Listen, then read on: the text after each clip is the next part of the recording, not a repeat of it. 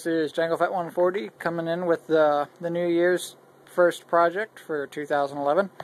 I've been commissioned to build another Yoko sniper rifle. This time I'm doing things a little bit differently. Building most of it out of wood this time. As you can see, I've got the magazine started. The glue is still finishing hardening right now, so it's I haven't cleaned it up yet. You can still see it's kind of tacky. I had trouble finding anything in 1/8, so what I had to end up about the only thing I could find is a hardened panel board, basically. But doing it in the double layer like this, it's pretty sturdy, and once I get the bullets in there, it should come out pretty good.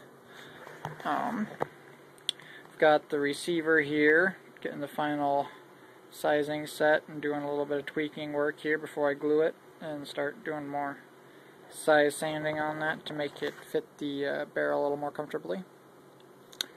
One of the things I modified in this version instead of the one I did last year is I had in the old one, it went from 1 1/4 inch to 1 inch where the barrel started after the main body, and this year I've upped to be more accurate and consistent with the rifle. I'm switching to 1/4 all the way, unless this looks really, really stupid when it's all done. Before I do the final assembly, I might switch back to 1 inch, but I think it'll look fine. And I've got most of my parts cut out already. Here I got just finished drawing out the bottom part of the mag. I'm looking at putting in a spring-loaded bottom end of the mag to push the bullets up, so I've kind of been holding off on that piece. Here I have the grip. It's going to be 3 pieces. One to get the width I wanted because I spaced, and even though it's Home Depot said this was 1 inch, it's the good old trick, and it was 3/4, you know, the wood-saving trick of calling it 1 inch when it's really 3/4. So it wasn't quite as wide as I wanted, so instead of just adding one of these, I had to add 2, which I think will work out better for adding in the trigger, because then I'll just have it use a pin to go into the sides here. So right now it's screwed together just so I could get it all sanded to be uniform, and then I'll pull the screws out and bondo that off and clean it up, and when I do a little bit of bondo work to smooth off some stuff, and still have to sand these corners round off the grip, get the notch cut for the trigger. I'm still debating on which one I want to use, and then if the final setup needs it, I will put a magazine release lever in here. Here we got the back piece of the stock. That's one of the other big changes I'm making this year.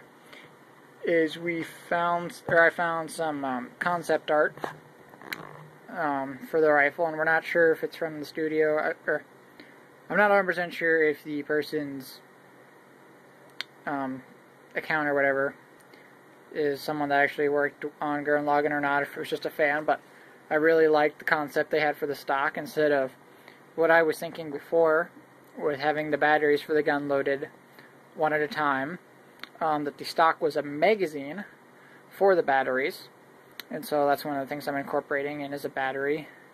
Here we have the batteries here. This will be the battery loaded in the mag, or in the stock in a magazine. So I got a couple of those cut out to start doing some fiddling with. And then the other thing is the very back part. If you pull out the mag, this very back part will have a little lever that'll fold out, and you can actually crank it and manually charge the gun for a single shot if necessary. So I'm looking to add that in if at all possible. I'm really hoping I can get it done. I have an idea of how to do it.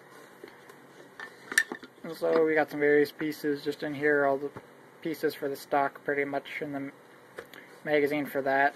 Here we have like the side piece where the ejection port will be for that.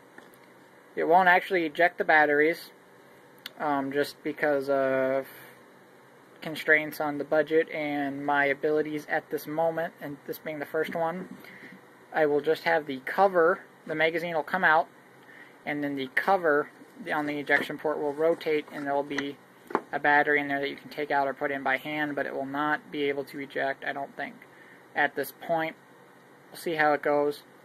I might be able to do it, but it's really gonna kind of depend on how it all comes together and what I'm able to do with the space and skill and tools I have.